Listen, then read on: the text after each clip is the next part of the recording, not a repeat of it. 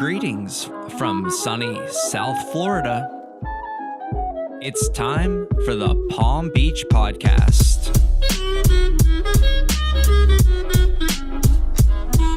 And the hosts of your show, sports chiropractor and athletic trainer, Dr. James Spencer. Photographer and art director, Mike Jones. Recorded live at the Media Zone Podcast Studio in Palm Beach County. Relax and enjoy the show. Hello, and welcome to the Palm Beach Podcast.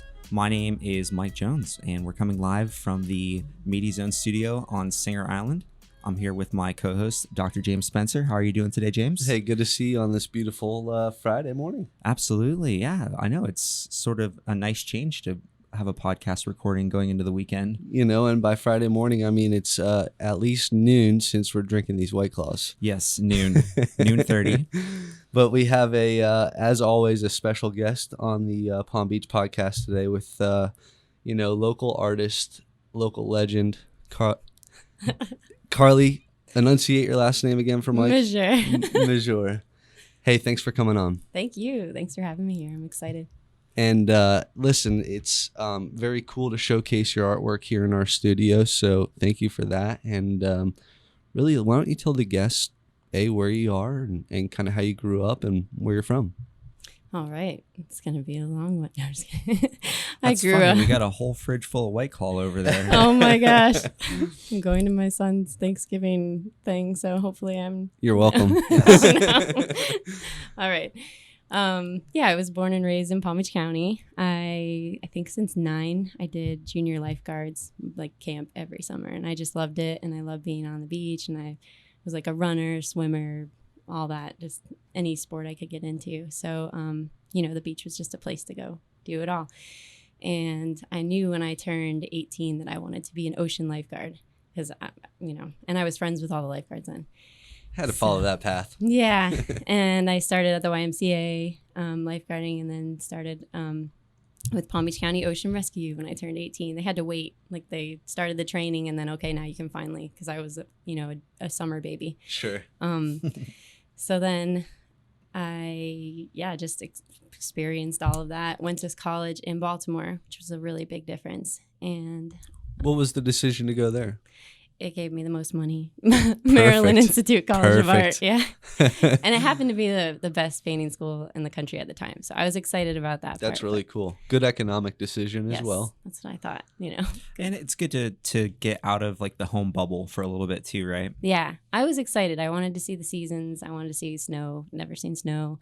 It's like, this is going to be so fun. Yeah. It's like winter in Florida now. It's like 70 degrees. Yes. Yeah. We're all wearing long sleeves here, except you. You're winterized. I know.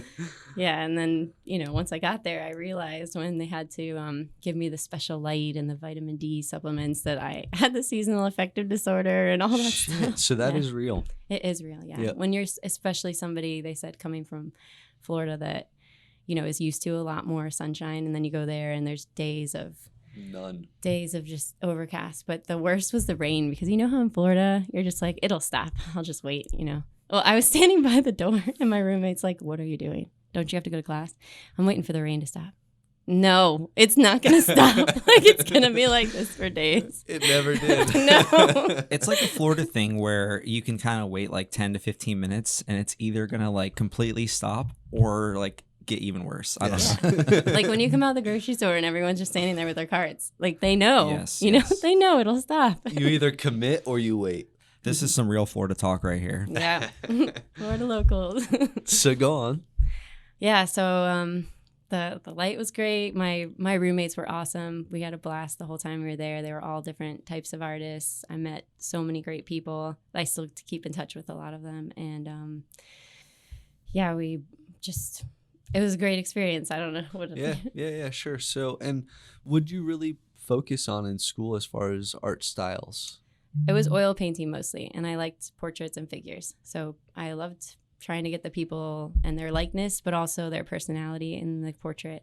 I think it carries over into a lot of my marine life, trying to capture the essence of their Mm-hmm. soul, you know. No, But it's true, because when you're doing the portrait, it can look like them, but you want to see that thing in their eye and the way that their skin glows, like whatever's making them look like them.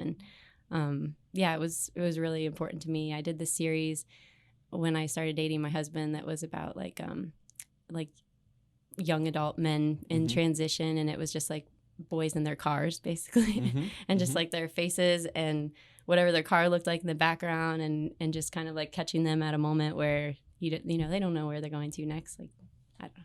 Shit, that was me at 18. Yeah, that's how old we were. We were like 19, you know. Right? And it's very hard to draw people. Like, I think, I don't know, this was just my opinion, but I think it'd probably be easier to like do landscape or stuff. Not to say that landscape is easy, but I studied graphic design at college, and I had to take some drawing and painting classes as prereqs just to get into the design program. And I was like, oh my gosh, it's so hard to draw someone's hands and make them not look like bear mitts or something. Like, I don't know. And noses, Like claws. noses and hands. Oh yeah, noses. Yeah. Just like, oh my gosh. Yeah, but it's such a fun challenge, and like I said, just trying to make it look like them. And with landscapes, I did take landscaping classes, and my teacher looks over my shoulder like, "You are painting a trash can. You are painting that one tree. Like, this is not a portrait of a tree class. Like, you need to do the whole landscape." And like, but I was just so focused on that type of artwork that it was hard for me to lay out. So, How'd you deal with that? Because that's something that my son faces as well, as kind of like almost the critique, not critique, but hey, try this different style and you're so stuck in your way. How'd you deal with that feedback? I think because I started like doing sports when I was young. I was always just used to coach. Like, it was like a coachable thing. Like, okay, I'll try it. Like, one time my running coach told me, because I was in the mile. I was actually 4th in the state for the mile in 7th grade. I know. I love it. But he told me, he's like, you get out in the front too fast, and I want you to kind of like psych these kids out. So start in the back and then get out in the front early. So the entire first 2.5 laps, I stayed in the way back. And then I ran all the way to the front, and then he was like, I did not mean to like act like you were gonna lose. Like, what were you doing? Like, well, you told me to. Like a teenage girl, just like. You got to be more specific on Yeah. that. Very I just coachable. That's awesome. I don't know. That's just my personality, anyways. I Sure. like to hear what people are saying. If anything, I almost take it to heart too much sometimes, and like try to change too much over it. And Sure. that's been the other side of me is, okay, I want to maintain what my focus is. And as an adult, it's easier. But when you're a kid, you're like, okay, I'll do whatever you say. But now that doesn't look like me anymore, So it's totally a balance. There's some kids who, when I was teaching art, like you said, it was really hard for them to try something new. And then the other kids who were like, I'll do exactly what you do. I looked your art up online, and this is what I'm doing now. And I'm like, does it speak to you? Do you really feel Exactly. like, yeah, so Exactly. That's really cool. And then what was the transition back to Palm Beach? oh, that was like the minute I could, It's too cold in Maryland. Yeah. So it's funny with my husband, we were long distance for 3 years. So we met lifeguarding. That we actually met in high school. Local as well. Awesome. Yeah. Awesome. Yeah, we met in high school. I didn't remember.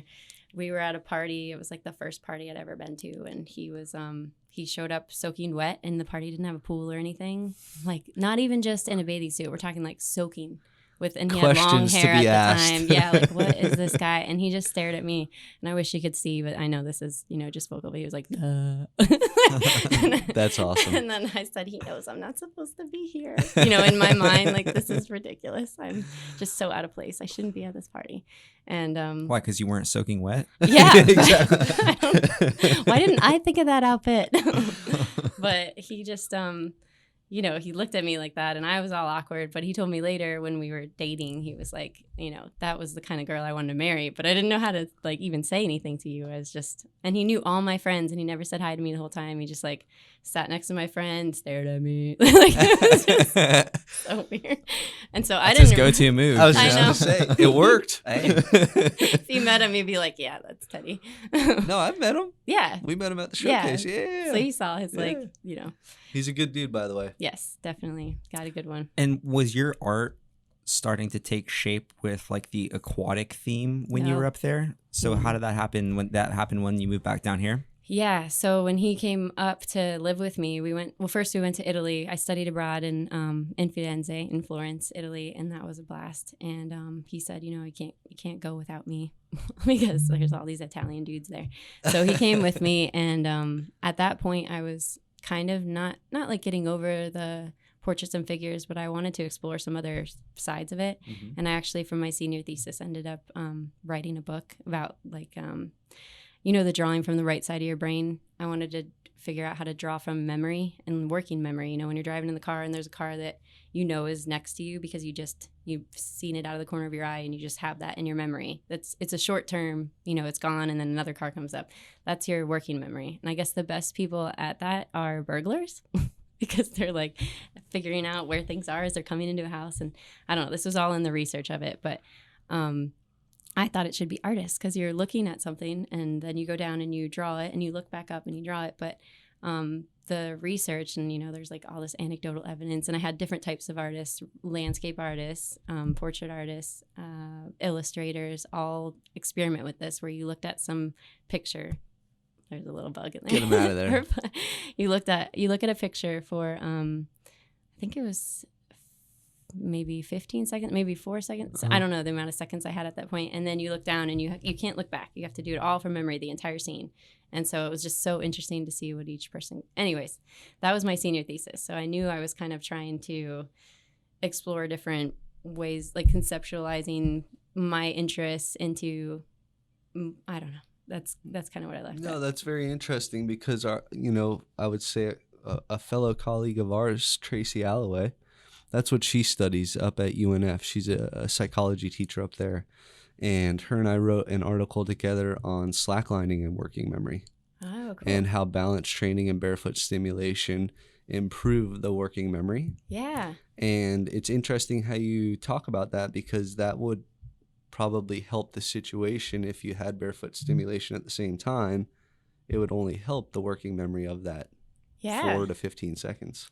And Possibly, yeah. We did if not, Tracy, research that. I know. Yeah. Can we add this in? If you want to have me consult, I think it's still up on Blurb. It was not like a real book, No, but it was but that's the stuff we're looking at and working on, also juggling and working memory. Oh, cool. Yeah. That's something that we're also looking into as well. I find it interesting because that's like an exercise, right? Mm-hmm. And I had like the opposite exercise that like was like profound for me in art and study was actually drawing from a grid. Oh yeah. Where like I was always more like from memory and from free flow.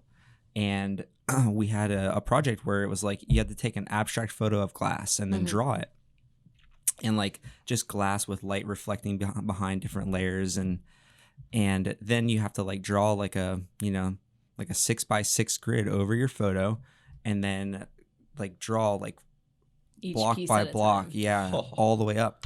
And I had never drawn or painted or anything like that.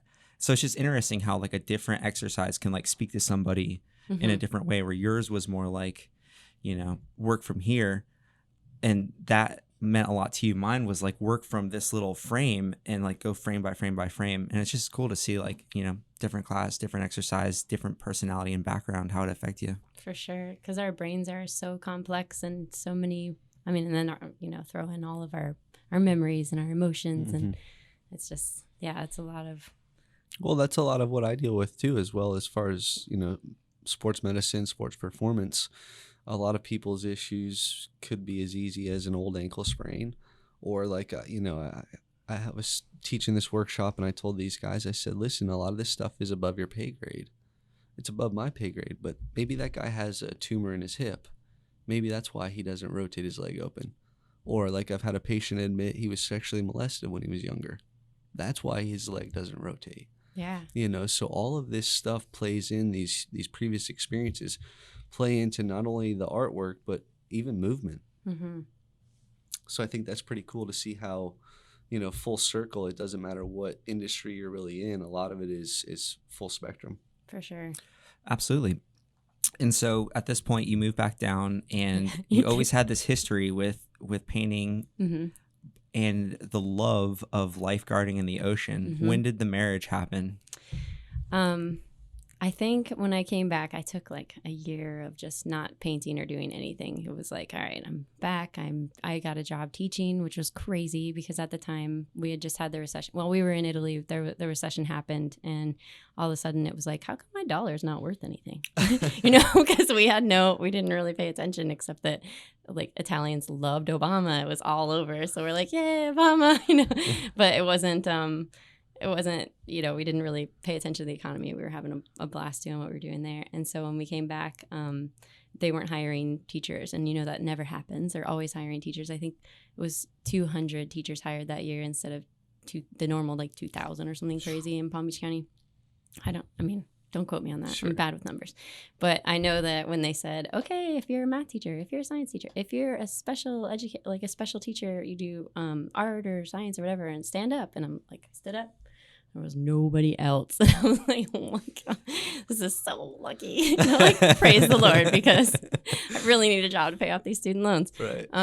But yeah, so when I was teaching, it was kind of, I'm going to focus on this. I got my master's in art education, and it was very much focused on curriculum writing. So I was really excited about putting that to use and how to, like I mentioned before this started, putting the academics with art. And because a lot of kids they can't relate to academics as well as they can to art. So if you can somehow seamlessly integrate, then they feel more like they can do it. And then it becomes, like exciting for them. And then they excel and succeed in what they're doing. But so yeah, I did the teaching first. And then I think it was my second year, my friend's dad, he was a treasure hunter with Mel Fisher. It's a great story. I know. He has so many good stories. I like that. His name's Jim Solonic. And shout out, Jim. Yeah. Jim might need to come on the podcast. I know. He really should. There's so many good stories. And he and his wife, like they're my other parents. I think I had them on my one of my interviews for IGTV was on the composting. That's them. Like when I would go over in the morning, and I'm a morning person, and my best friend, their daughter, is not. So I'd wake up super early, and they would make me all of these awesome pancakes full of very whole foods. Like there was like the nuts and the grittiness of like, I'm like, this is not fluffy, but I like it. What are these? Oh my gosh, I've never had this exotic fruit before, but they're very, very healthy people, and they look amazing. But we definitely have to have them on the podcast. You should. Yeah. They're gonna rock your world. But yeah, they're. So he was telling me stories, and he has all these old charts, and some of the charts had marked where they'd been. And his wife, Mary, was like, some people paint on them. I don't know. And he goes, yeah, if you don't want them, whatever, but you want to try something, sure. And it was kind of like, I want to make sure that I made something for them that special. It was like a family heirloom, like this will be something that tells your story to your generations after you, because it's so exciting. I mean, he's in textbooks with them, like with Mel Fisher. So not textbooks, but whatever historical. But will he drink a White Claw at 9:30 in the morning? That I'm not sure, because they're, like I said, they're very healthy. What he really likes is like plum wine. If you bring plum wine for him, we can make that happen. Yeah, he likes like the sweeter, or like the cordials and stuff like that. We can definitely make that happen. Yeah, we don't judge people off their beverage of choice. No, just that they drink their beverages every so often. It might be like the third time this year, but he'll do it. Best time to come on the show then. Yeah. So go on. Okay, so I brought them home. I had this empty wall because we just moved into an apartment. I'm like, I'll make something for myself first to test it out before I, go on to it. I don't know how this chart's going to respond to my paint. I tried every single type of paint. Not every single, but, a lot of different types on the first chart. It was like watercolor, colored pencil, pastel, very mixed media, just which one is going to stick and which one's going to work. And the NOAA charts, they actually have their ink kind of resists my watercolor paint, but you could paint over it with acrylic, but you have to add enough acrylic to make it translucent. So then there was just this whole period of learning how to use the trial and error. Yeah. So that the techniques with the materials. So yeah, I made a big octopus for my wall and was like, that wasn't that one. No, that's a later one, the night octopus. And then I started on theirs. I made some for friends. And the weirdest part was while I was painting, I was thinking just that it was a backdrop, you know, like, oh, cool, I don't have to do the background. Haha, you know, like Convenience. I know. And then as I was being painting, practical. Yeah. right, it's like, I just took a year off. My skills need to brush up. You know? It's minimalism. Just Exactly. use what's already there, you know? Yeah. But that's the thing. Like, as I was painting, thinking I'll use what's there and make the composition flow and everything's going to, you know, just do its thing. It actually, as I'm painting, things were connecting in ways that I hadn't planned. And then kind of like life, you know, like when you see opportunities and you didn't plan ahead for them. Like, I had the basic composition, but as I was painting, the way that the nose lined up with the star or the compass, what could have flown around. I mean, just these Oh my beautiful moments that while I'm painting, I was having so much. I'm like laughing to myself. And my husband's like, oh, I'm so glad you enjoy painting again. You know? That's awesome. I'm like, no. He's like, happy wife. Yeah. Happy wife, happy life. But yeah, it was, I don't know. It's a hard bond to break now. I've been in it for this is my 7th year in our art show season. So the season starts, you know, as Florida season starts. Mm-hmm. So I'm going into my 7th year and still painting on charts. And I didn't really expect it, you know, it just came out of nowhere. And that's when it connected. So I figured we're on nautical charts, so I have to do marine life. But in my mind, I'd never thought I would be painting marine life. But it also made sense that way because I could make them as portraits of these creatures. And, you know, I love the ocean and I could go diving and gather inspiration every time I went. Or I could just be surfing and, you know, like see the light on the waves and different stuff like that. So I don't know. It came out of nowhere. It's not like something I planned. You know, sometimes you go in it with like this is going to be my next series and I know it's going to, but it totally evolved slowly into this awesome metaphor about how we connect with you know, this is where I've said it so many times that sometimes when I say it again, I'm like, have I said this before? But yeah, the lines and numbers and the man-made things that you see on a chart that are just so rigid and the longitude and latitude and all that. And then you see the organic composition of the coastline. And then for me, I feel like I'm bridging both of them together. And we're connected by all these other creatures that we are, you know, stewards of, that we need to protect. And a lot of people don't think about it that way until they're presented with a beautiful work of art that's like, oh, I hope, you know, octopus don't never die, because that would be sad. You know? Well, and the way that you give them personalities as well, like you said, it's whether it's the visual twinkle in the eye, the relatability. I like the vibrancy of this one personally. I think that's really, really cool. Yeah. Thank you. And I know when Spence shared your Instagram with me, and he's like, hey, this is somebody who I think is a possibility to come on the Palm Beach podcast. Like, check out her work. I think it'll resonate with you. I was like instantly just fell in love with all of your work. Thank you. Growing up as a beach boy, you know, it's and also growing up around the coast. Like, we grew up around maps and being on the boat and like nautical charts. Mm-hmm. And so there's something very Florida about like maps. And I know you like love maps as art as I do as well. Yeah, I mean, literally the coasters we have here, are actually maps. Yeah. I'm setting my white claw on the Everglades right now, just so everyone knows. Right. But I mean, that's really how I gravitated to your work. Was I love nautical maps. I always liked everything about it, and to see that a lot of the marine life that you're drawing and putting out there is just incredible. Plus, you're giving back. You're raising awareness. Yeah. That's exactly what we're trying to do, and especially I've got a little special heart for those turtles over there. So do you know the story about that one? No. No? What is it? Oh, No. What is I it? told you. Okay, so they're looking at the Cape Canaveral turtle, which as he has the artist proof, I think it's already sold out of all of them except the big ones. Okay. But just in case people were looking at it online. They're definitely going to. All right, so you go to shop. No, I'm just kidding. Okay. Little shameless plug. So this one, it was a commission, and this guy has 15 grandchildren. So those are all 15 turtles. No and then way. 2 of them were still in the womb at the time. So I put them in the compasses as like, they're like in the womb protected. You know? That's really, So really they were about cool. to be born, I think, a month later, but it was cool when he talked about their personalities and how much he loved his grandchildren. And there were just so many, you know. So I tried to meet each one, the turtle, and each had their own personality. So he could look at them and kind of like name them all as after his grandchildren. Even cooler.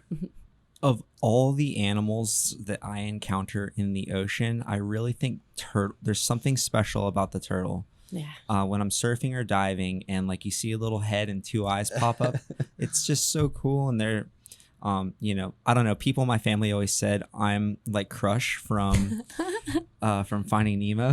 That was like the family reference for me. Mm-hmm. But yeah, I'm so glad that we could have you on to show your work, because not only are you incredibly talented and, you're doing very cool things in the community. Like we went to your art show and that was amazing. But like Spence said, you're very active in the community and you're giving back. And we're a big fan of Plastic Free Thursdays. I know I told you the only rule that we have in the studio is no single-use plastics. We're still waiting on White Claw to send us these in big bottles or gallon jugs or something. Right. Eventually. Until then, we'll have the aluminum tins. But just thank you for honestly all the work that you do and all the awareness that you raise on your social media and at your events. Well, thank you for being involved in it, because I definitely, again, when I first started making the prints, that was the first big deal. After I made some artwork for my friends and I made it for Jim Solonic, the prints were the next thing. Like I want to. Some people were fighting over the Abacos turtle, the Bahamas turtle. Yeah. They're like, I want it. No, I want it. I'm like, I don't even know what to sell it for, let alone who to give it to. I mean, I guess the highest bidder. I don't know. So then it became. These student loans aren't going to pay for themselves. No, but that's also an interesting question too, as far as how do you evaluate your worth? Not only just hourly, but to what is this? And that's a lot of people. That's the business, right? For sure. When they start out, they're like, well, this is the first one I've ever made. I don't know how many hours that I put into it. It's not like I'm, very well known. So I think my first one was like $50 and it was 24 by 18 by 24. Yeah. I wish I was that one. Oh my gosh. And then there was a bunch so I sold them for like 100. Okay, so I went to like 65. I was like, oh, 65. Is anyone gonna buy this? Yeah. We met Carly a few years. She's Too late. She's priced us out now. No. Go on. But yeah, so then I started making prints. I was like, artists do this, we can make a print. I researched a lot of different things about prints and the editions, and I knew, because my parents were art lovers. I mean, I think that's where neither of them were artists. They took me to art shows when I was younger in the stroller, and they just said that I loved talking to the artists and then wanting to be like them. So I'd sit at home and try to make sure that the eye looked like the eye of the tiger, or I was going to throw the book across the room and scream for a while. And then, and they'd lock me in there like, okay, when you're done, you can come out. Get to work. I know. No, they were like, chill out, girl. But yeah, so the print thing, I decided to start with 500. I figured 500 was a good number. I don't know if I'll ever reach that, but whatever. At least I'm doing it. And it was in like so fine art paper is okay quality, but not amazing. So it was kind of affordable. I could test it out. I found these sleeves. I put them with the foam backing, because at the time that wasn't processing for me, like the styrofoam and the plastic and all that. I was mostly like, I wanted to bring awareness about the creatures, but I didn't know what my personal impact could be. It was more like, I'm going to spread the word through my art. And so then once I had prints, I met this guy, I think it was on Facebook, Reef Rescue. His name's Ed Tishner, and he's awesome. And I said, I just want you to have these as donations. So we worked out a plan, like, okay, well, you need to be paid for some of this. Like, he was so cool. It was like, I don't know what you're doing. This is really nice of you. I'm not really sure. But we're going to support you. We'll figure this out together, though. So I was like, here, you can have some of these turtles. And then he'd come back a few months later and like, okay, we'll do some of those turtles and we'll do.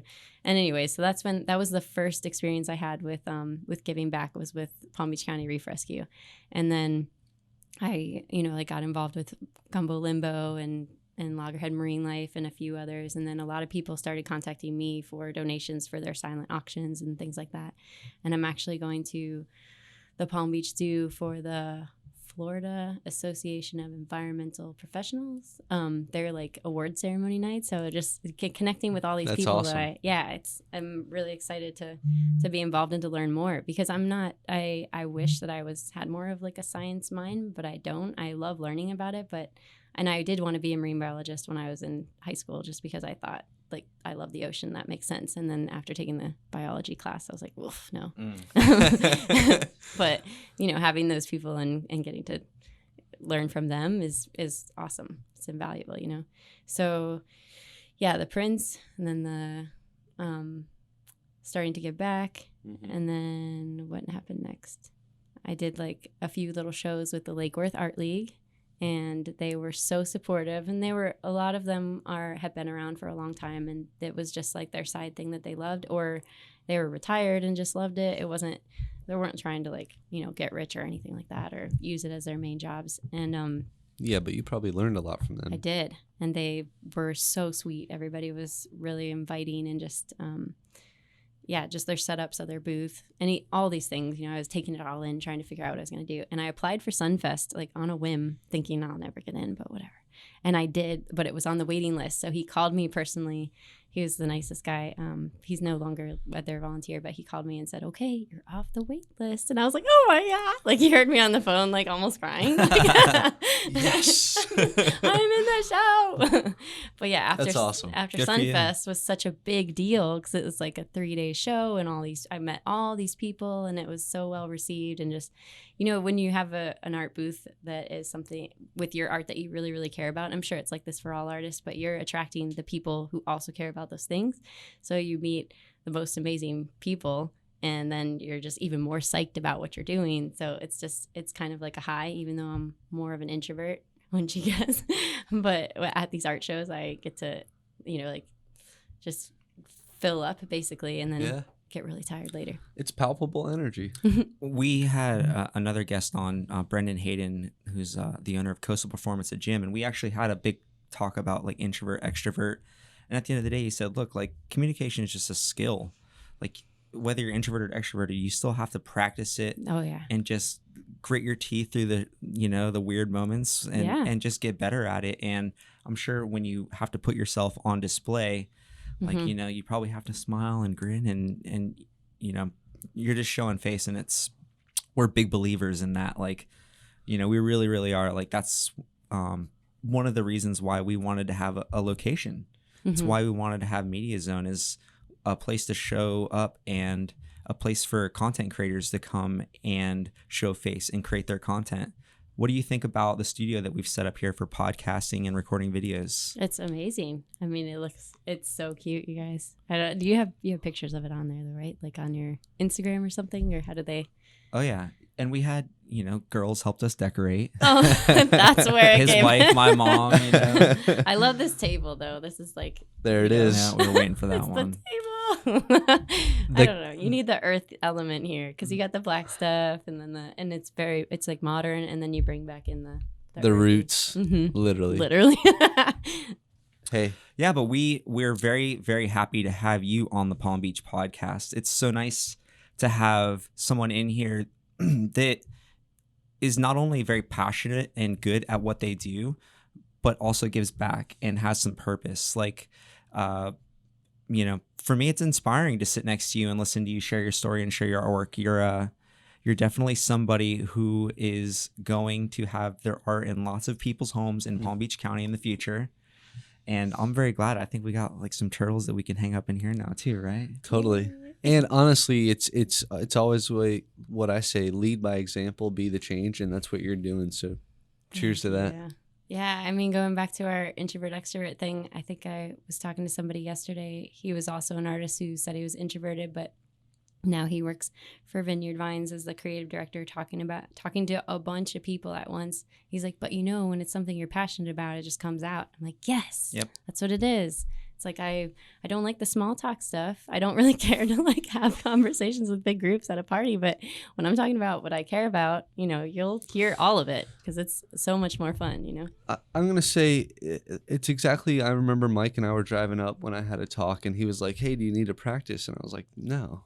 And he's like kind of blown away, and I'm like, Not a talk, a seminar, a 30-minute seminar in Orlando in front of people. but it was exactly like you. It's like, you know, the passion just drives itself. I've got it, you know, and that's really cool to see. It's coming from somewhere else, you know? Like, it's not even really in your brain anymore. It's just like, It's your soul. yeah. You got it. Well, Carly, if people want to find your artwork, if they want to get in touch with you, how can they do that? Well, I mean, Instagram has a lot of different things on it. So if you want to just see what we're up to all the time, me and my two boys. It's more like a lifestyle kind of thing on Instagram. If you want to see the artwork by itself, go to the website, carlymejeur.com. Spell that for them. CarlyMejeur.com. Perfect. And I'm on Facebook too. And I actually have a Facebook group because, when Facebook was harder to reach people, I started a group with like fans and followers and stuff that was called Carly's Painting Creatures. So awesome. They are my special like test group where I'm like, what should I do on this chart? Because I'm going to this art show. And if you're from there, let me know. And so that's kind of like where you get to choose what you think and vote on it. And then we all like decide together. So it's a hard thing to do as an artist, to open yourself up to a lot of like opinions. Mm-hmm. So kudos to you. Thanks. But I mean, like I said, I'm attracting the kind of people that I like, it seems. I mean, I haven't really, there's been a couple strange situations, but for the most part, everybody that, I talk to at art shows or on social media, they're just really cool and they enjoy the same thing. So it's not weird at all anymore, Awesome. Well, thank you so much for coming on the Palm Beach podcast, and hopefully we'll see you back in the studio again sometime soon. Yeah. Thank you so much for having me. This was a blast. Awesome. Thank you.